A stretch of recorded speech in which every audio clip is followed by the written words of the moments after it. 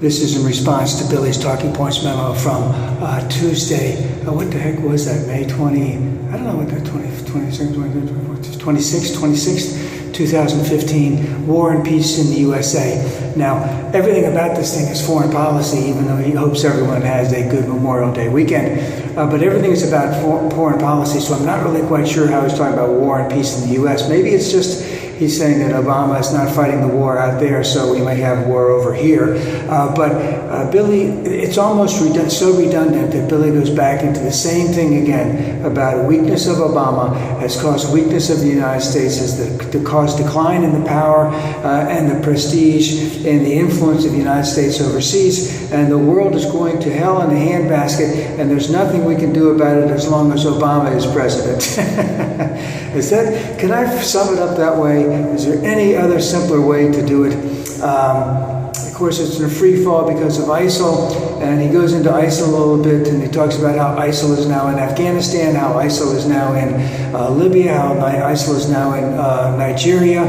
And of course, they're really not there, not the ISIL that's in Syria and Iraq. It's just the offshoots have decided we're going to give ourselves a new name so we can be more savage than we were before. And yes, there are some terrible things that are going on with ISIL. And yes, it's going to take a long time. And even President Obama said a year ago that this would be a multi-year thing because we will not send American troops in there, even though Billy wants to send troops there. Now let's get another thing very clear here. No one on the Republican side is advocating in any way, shape, or form, except for maybe McCain, to put boots on the ground.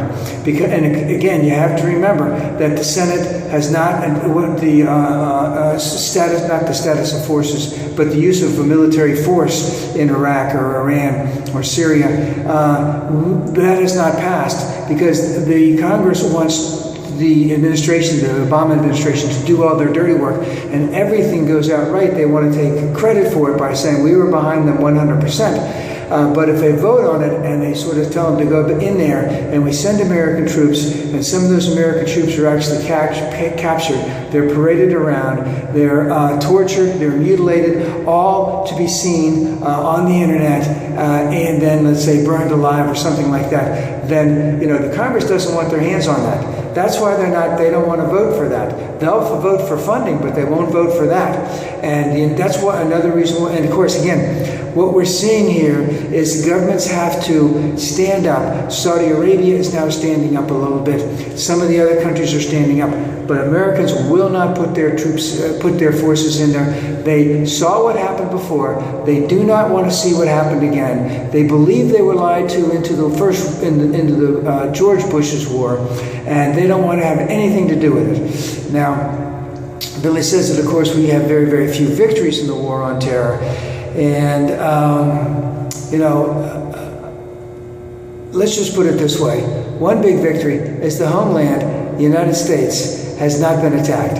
It has not been attacked since George Bush's watch, when he wasn't watching very hard. And then he got us into a war that we didn't need to be in. And Billy even talks about the unintended consequences. And these are the unintended consequences. I do believe that, I think his name is Greg Kessler, in the Washington Post had an article today in reference to,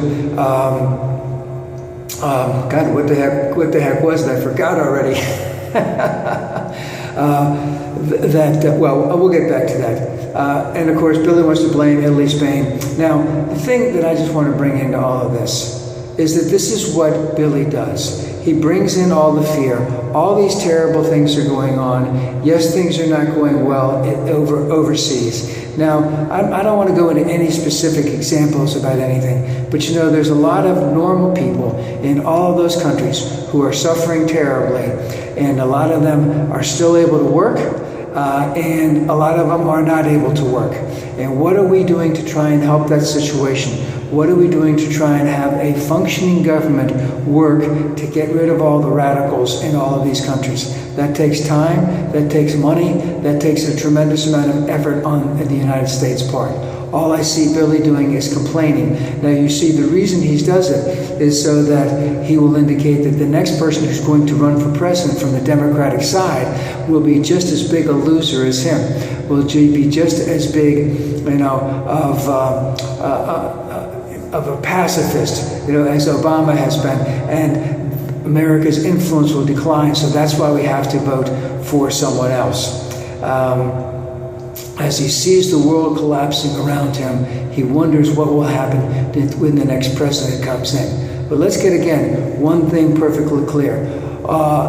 ISIS, and this is what Kessler's article was about, that Jeb Bush claimed that ISIL didn't exist when George Bush had the troops in Iraq. And of course, Kessler's going to debunk that whole thing, because before there was ISIL, ISIS, Daesh, there was the Ba'athist Party, and the Ba'athist Party were mostly Sunni. When George Bush came in, the Sunnis got out because the country was mostly Shia. George Bush put the Shia in charge. Remember, al-Maliki was in exile in Iran for years and years. And so who is he going to go to for help the most? He's going to go to Iran, and we put him in there, right? And then Kessler, and then of course from the Baathists, they then went to the Taliban. They then went to ISIL. See, so the wagon wheel keeps on going around, and it's a terrible thing. I didn't like what Saddam Hussein. But he ran the country with an iron fist. But there was stability in that part of the world.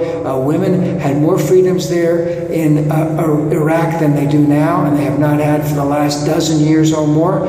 So tell me, what was really better, going in or not going in? And then having this kind of crap that's going around all over the place. It gave them free reign. And also, climate change goes into a large part of it because there's been a tremendous drought in that area of the world, and people cannot be fed, and prices have gone up considerably.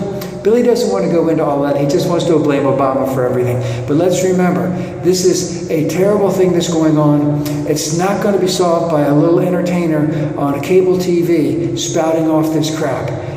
We need level-headed people who went to Harvard and other places, who care about changing the world for the better, and not someone like Billy,